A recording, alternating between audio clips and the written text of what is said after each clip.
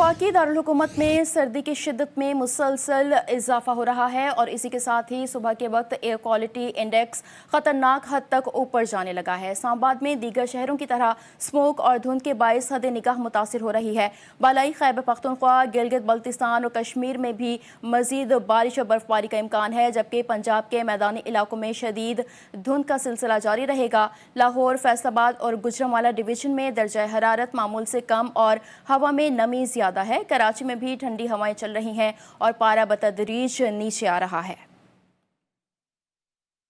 वफाकी दारुल हुकूमत में सर्दी की शिद्दत में मुसलसल इजाफा हो रहा है और इसी के साथ ही सुबह के वक्त एयर क्वालिटी इंडेक्स खतरनाक हद तक ऊपर जाने लगा है। हमारे साथ मौजूद हैं हाशिर खट्टक जी, अपडेट कीजिएगा।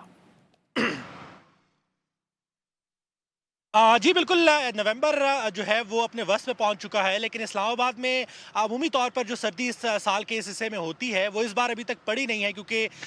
सुबह के वक्त और रात के वक्त तो सर्दी की शिद्दत में इजाफा हो जाता है, लेकिन जैसे ही सूरज निकलता है तो वो अपनी तपश का जोर दिखाना शुरू कर देता है और गर्मी की शिद्दत जो है वो बढ़ने शुरू हो जाती है। और अगर हम लोग इस्लामाबाद के टेम्परेचर की बात करें, दर्जा हरारत की बात करें, तो इस्लामाबाद में दर्जा हरारत इस वक्त जो है वो 14 से 15 डिग्री सेंटीग्रेड रिकॉर्ड किया जा रहा है, जबकि दिन के वक्त जो दर्जा हरारत है वो तकरीबन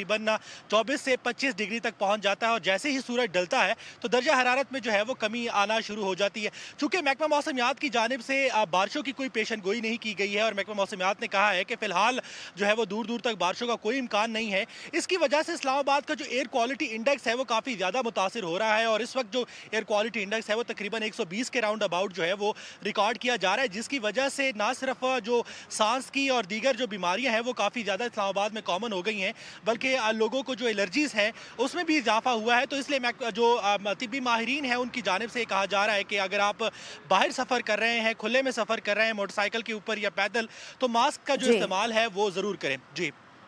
इस्लामाबाद के मौसम का अहवाल बता रहे थे हाशिर खट्टक, बहुत शुक्रिया आपका।